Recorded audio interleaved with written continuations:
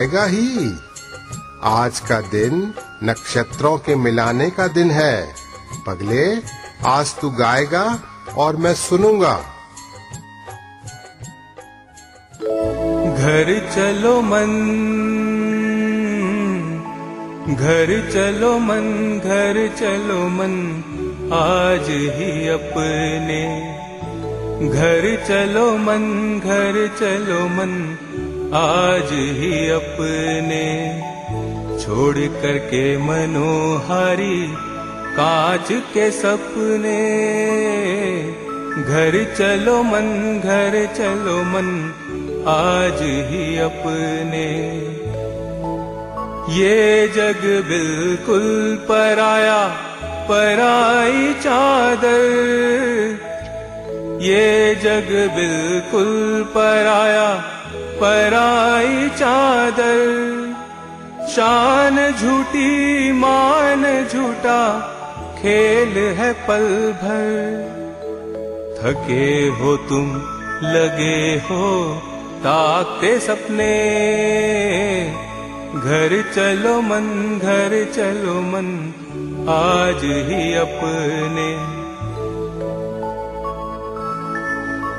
जी नहीं लगता, घर की याद तड़पाती है। वहाँ पर माँ के लिए बहुत अकुलाती। जी नहीं लगता, घर की याद तड़पाती है। वहाँ पर माँ के लिए बहुत अकुलाती। द्वार का वो दीप जलता लगा है दिखने। घर चलो मन, घर चलो मन, आज ही अपने। छोड़ करके मनोहारी कांच के सपने। घर चलो मन, घर चलो मन। क्या तुम्हें सोने से पहले एक प्रकाश पुंज दिखाई देता है? हाँ, क्या हर किसी को दिखाई नहीं देता?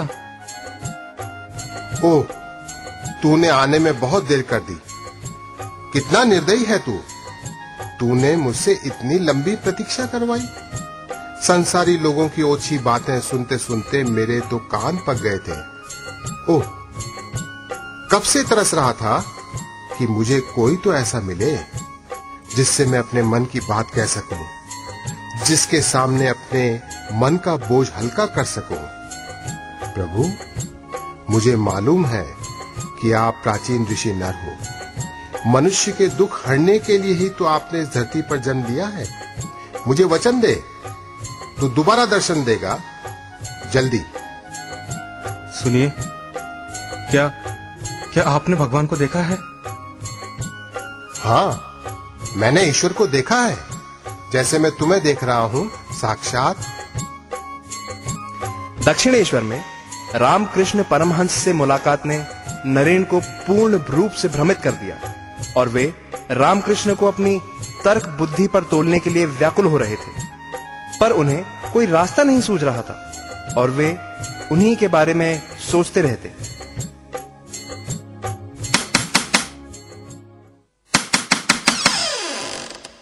नरेन, नरेन।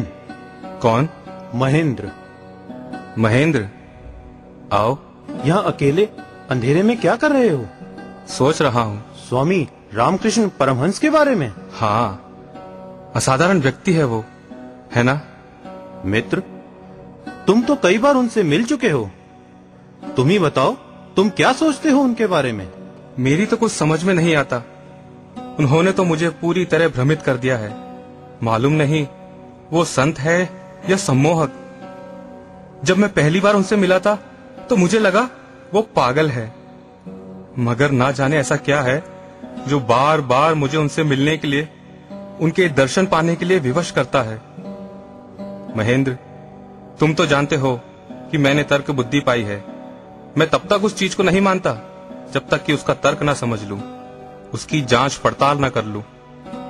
लेकिन उस निरक्षर रामकृष्ण ने तो मेरे समूचे बौद्धिक विश्वास को हिलाकर रख दिया। मुझे लगता है कि वो मेरे बारे में मुझसे ज्यादा जानते हैं। वो हमेशा तुम्हारे बारे में सोचते हैं। वो चाहते हैं कि तुम उनसे मिलो। मुझे मालूम है, मैं जब भी उनसे मिलने जाता हूं तो वो मुझे बार बार आने के लिए विनती करते हैं। अपार स्नेह के साथ मेरा स्वागत करते हैं।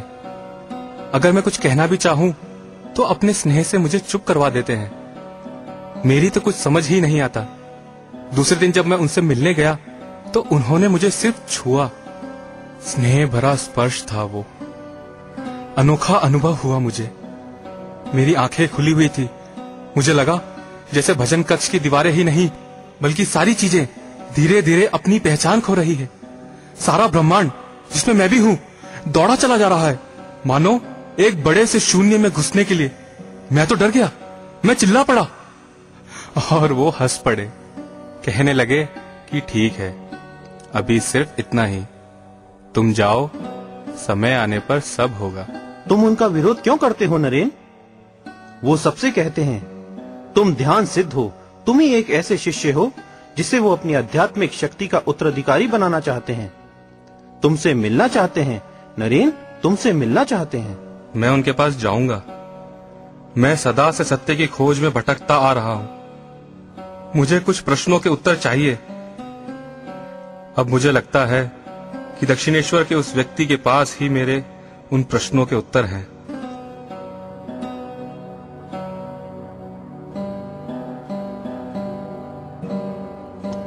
और इस तरह सत्य की खोज में लगे नरेन को ईश्वर का अनुभव पाने की आशा बंधने लगी और इसी कोशिश में वे बारंबार दक्षिणेश्वर जाने लगे।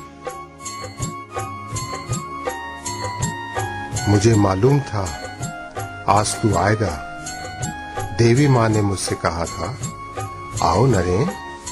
देवी माँ ने आपसे कहा कि मैं आज आऊंगा, लेकिन आपने कैसे जाना कि कहने वाली वो ही थी? क्या ये आपका भ्रम नहीं हो सकता? मैं पहले भी आपसे कह चुका हूं कि ये आपकी कल्पनाएं हैं, सिर्फ कल्पनाएं, जो तरह तरह की जादुई आकृतियां गढ़ रही है। ओ नरेन, तू इस तरह क्यों मेरा विरोध करता है? मुझे मालूम है कि तू अवश्य ही एक दिन उस दिव्य ज्योति का दर्शन कर पाएगा और तेरे जीवन को एक नया अर्थ मिलेगा। पर उससे पहले तुझे उस दिव्य माँ की सत्ता को स्वीकारना होगा। परम ज्ञान, ब्रह्म आनंद के सामने अपने आप को समर्पित करना होगा। तो फिर आप मुझे 3-4 दिन लगातार समाधि में लीन क्यों नहीं होने देते?